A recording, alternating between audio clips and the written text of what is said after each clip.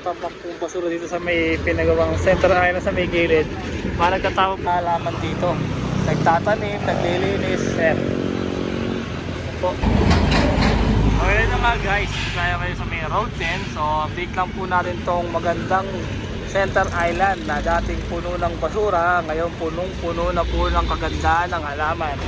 Dahil po sa ating mga video na naglilinis po dito sa center island, pinapanatili po yun itong malinis at maganda.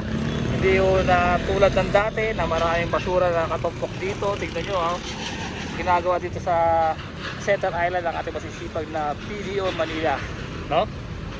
Kaya po yung mga sweeper ng PDO at pini-maintain po nila yung kalinisan dito sa center island. Konting ano lang, no, kwento, no, na noon napakadaming basura dito na tumpok-tumpok, na inaano dito, na sinasako-sako pa, pinapala, mano-mano. Ngayon tignan nyo ilan na lang po yung basura dito dahil sa video natin na masisipag, no? Ayan, pinawalis po yun na yan at nililinis. Morning po ma'am. Morning po. Okay na po, ayan po yung ginagawa ng ating mga video. Tignan nyo, ito yung bago dito, mayroon na po silang nilagyan na bakal para po yung mga mahilig magtapon sa loob-looban, mahihirapan na magtapon. Siguro mahihirapan, oo tama, mahihirapan na nga dahil nga may bakal na. Dati kasi ginagawa nila, nagpapato dito, pato doon. Yan, ginagawa ng ating mga video, mini-maintain po itong kalinisan dito. Yan, yan. Tutupok po yun na itong basura na makakalat na yan. Ayan. Pero sana ingatan po natin huwag magtapon dito dahil kawawa naman po yung mga naglilinis ng ating mga video dito.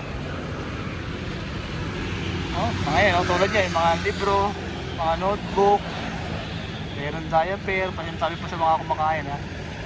Meron pa rin talagang kasaway na taga rito. Ayan, ang ganda na po ng ang ganda na po ng center island ng video. So ito, tataputin po yan. Ito, mayroon pang gumagawang CR dito. Ewan po, parang tinatakpan nyo lang. Kaya alisin nyo na yan. Ilinisin ng ating mga video. Ayan po. Ano maganda dito sa video natin, na nililinis po nila itong center island. Ano lang po, no, sila rin po ang nagtatanim ng mga halaman dito. Nagtatanim, naglilinis, sir. Po. Ganda na, clean and green.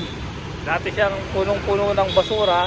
Ngayon nakita niyo naman yung center island na pinayos na, pinapanatili na maganda, malinis. Ito dito sa may gilid niyan, dati punong-puno ng basura diyan. Ngayon tignan niyo, wala nang basura dito, nakatumpok. Wala na, malinis na guys. Kabilaan niya nung araw pa yun. Dito makikita mo punong-puno ng mga basura dito. Ngayon tignan niyo, tumino na po ang mga taga rito. Hindi na sila tulad ng dati, tapon dito, tapon doon. Dahil pag nahuli silang nagtatapon ng basura, sila po ay mapaparusahan po ng ating mga DEPS na environmental police, no? Maaari silang matikitan, magkakaroon sila ng violation. So yan po, ay magpapakilala po sila. Kami po ay ganito, magandang umaga po, ganito. Ganyan, kami po ay environmental police. Ito po yung aming ID, nakatunayan na kami po ay nang huhuli, naninikit na yung mga pagtatapon, paglabag sa batas, pagtapon ng ganyan. Tulad kanina, meron po tayong naaktawan na nagsusulog ng tanso at natikita po ni Paring Jong yung nagsusulog ng tanso, no? Ayan, nagkaroon po siya ng parusa. Nagpakita po siya ng ID, tinikita po siya. Okay guys.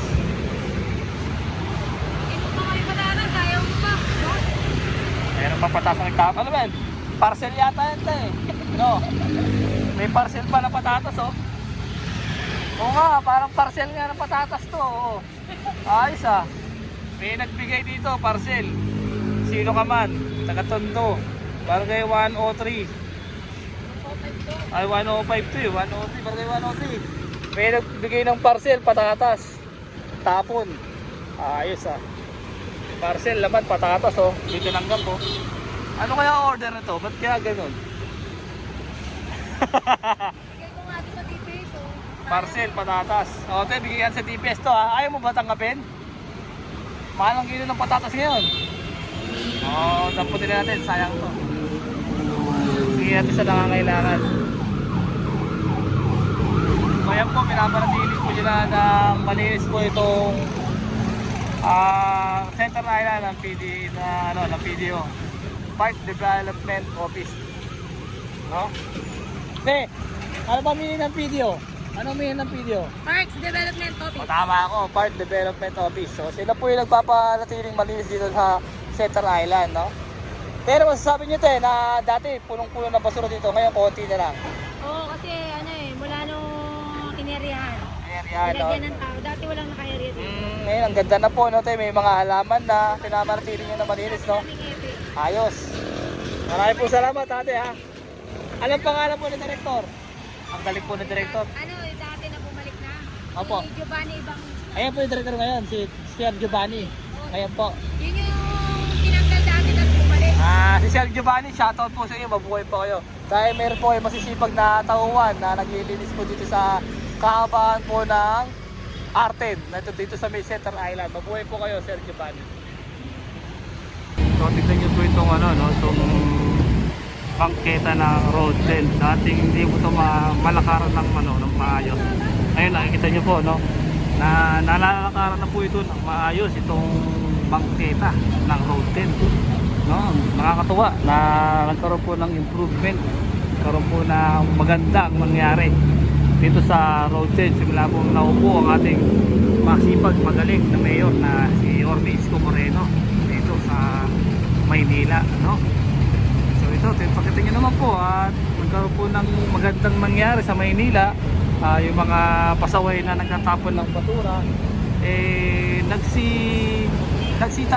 tinit na, nagtinuan na po, nagkaroon po ng disiplina, nagkaroon po ng takot sa ating mga gobyerno na bawal po magtapon na basura.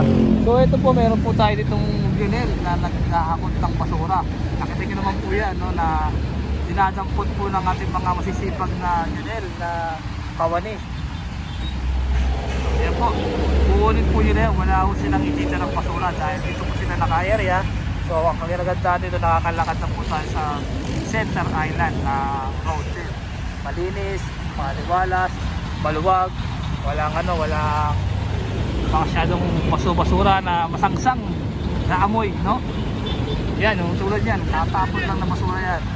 Hindi tulad dati yung pag naglakad ka dito, magtatakip ka talaga ng ilong. Ngayon wala ka maamoy ng basura na mabaho dahil lahat yan ay dadaputin po ng ating masisipag na kawani ng DPS, Junel. Tulong-tulong po sa paglilinis dito sa Maynila, no? So, calling na lang natin sa mga Maynila kung meron po dito problema na tubig nyo tumatagas. Dati dito pulong-pulong sa mga squatter ay wala na, guys. Ito po nangyari sa ating Maynila ngayon, malinis na. Tapos guys, makikita nyo naman yung mga Center Island na dating punong-puno ng basura yung gilid yan. Napansin nyo, wala na mga basura nakatumbok, no? Dahil mini-maintain po ng ating mga kawaning DPS po yan na linisin, mabingin sa araw-araw, linisin po yan, no, ng ating mga DPS Task Force District 1 na pamumuno po ni Sir Dix at ang team leader na si Sir Egay Valdez. Ayan, no? So, yun yung road check. Nakita nyo naman yung mga truck natin na Junel na walang patid. At natin mga DPS na walang patid na maglinis dito sa kahabaan po ng road check. Yeah. Good job po sa ating mga kawani na naglilinis po sa field dito sa kahabaan po ng road check. Mabuhay po kayo. Shoutout po sa inyo. Sana mabasa po kayo ng ulan. Ika nga ni Yorme. Nang sa ganon, dumami kayo. Guys. Yan po, at ito po yung update natin sa Road 10, no? At mabuhay po kayo ang naglilinis dito sa kahabaan po ng Road 10. Mabuhay po kayo. Siguro sa kating vlog. Okay po, Manila. That's for. So ayun po, no, mga tapak pong basura dito sa may pinagawang center island sa may gilid. Nagtatapon po ng debris. Ayun po, naagapan po ng ating mga kawaning DEPS po yan ng District 1. Ayun po, no, inuwa po yung basura dito. Lang naman po yung basura dito nagtatapon po ng mga sako. Kaya dadaputin po ng ating mga kawani. DEPS po yan. Ayan. Ayan guys, no, sipag po ng ating mga kawaning DEPS. Para daputin po itong mga basura. Ay, gilid.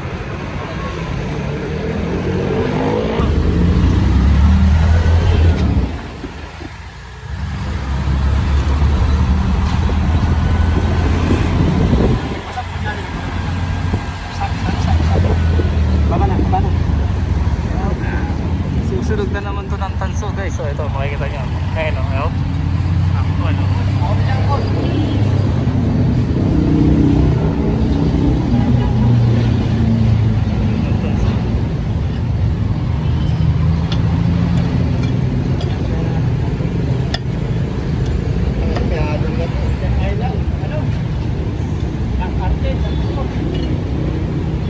Bawal po yan. Pinigilan na po siya ng ating kawali. Environmental. Nasusulog po ng tanso dito sa Pinagawang Central Island. Gilid. Marami.